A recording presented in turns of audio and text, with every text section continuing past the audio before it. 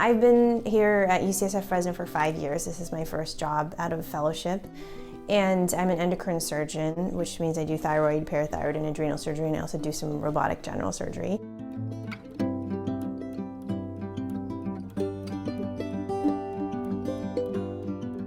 I wanted to be in this community in whatever capacity it needed me, not in whatever capacity I had to offer. So in this setting, and in my settings, with the Mobile Heal, with Poverello House, with the Homeless Water Project, I don't come as a surgeon.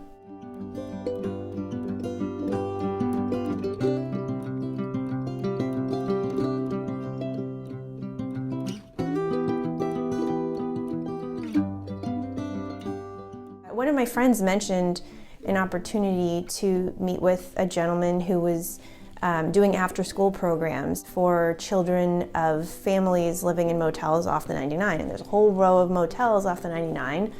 And these children had a dilemma, which is some of their parents would be working either inside the motel rooms or on the street or whatever. And the kids after school, or maybe not even in school, would just be stuck in these parking lots where there would be needles, condoms, just not a safe environment for them at all, and nowhere for them to go, and not enough food.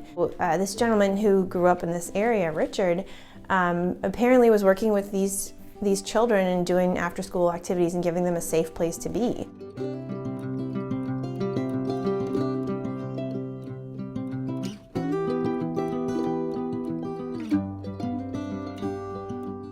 My ideas at first were, to read to the kids as part of the after-school program. I love reading to my own kids, and I think reading brings just an opportunity for connection and just getting lost in a story. And that role for me has expanded from what it initially was to having a mentor and a mentor family, and so that has blossomed into a relationship really with that family.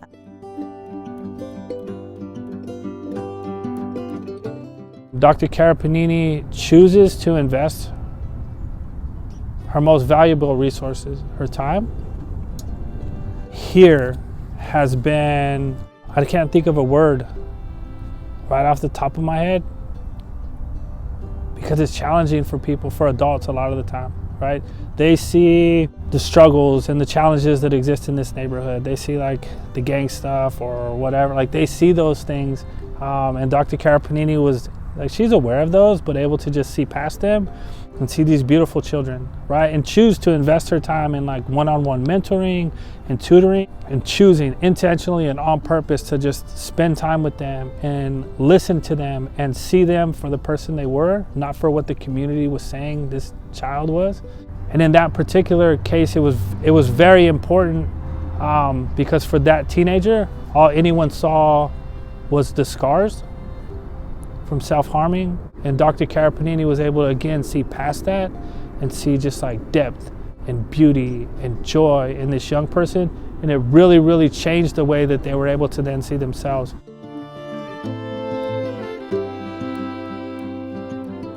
I've worked with some students who have now taken over that project, so a few of them go and make this sustainable, and that helps me because it means that it can be on a more regular basis that we offer these meals and they get distributed to the most needy families. So for a family to be able to receive one rotisserie chicken, right?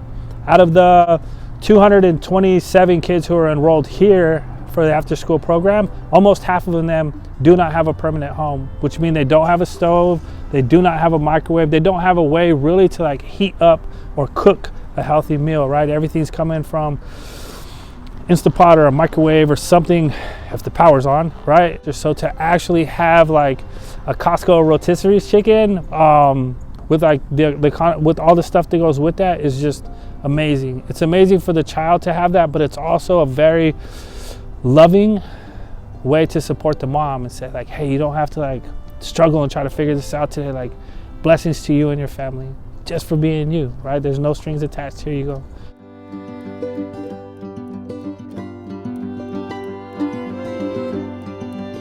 I think that's amazing because it also gives the kids somebody else to look up to as a role model, and somebody to show the kids that they can be something like a doctor or a surgeon, or I think it just opens the minds of the youth to what they can be, and seeing people like brown people doing things as well, because many of our kids are black and brown, and so for them to see her doing great things in the community and just for her life personally, I think it opens many doors for the kids' imagination.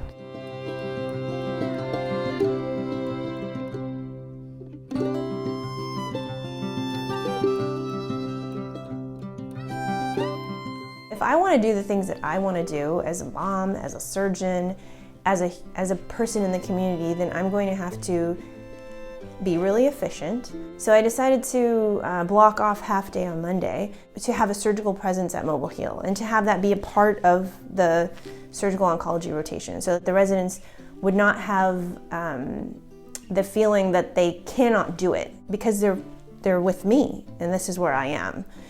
The few times residents have chosen to come with me, I've had students and residents come and they have found it very rewarding.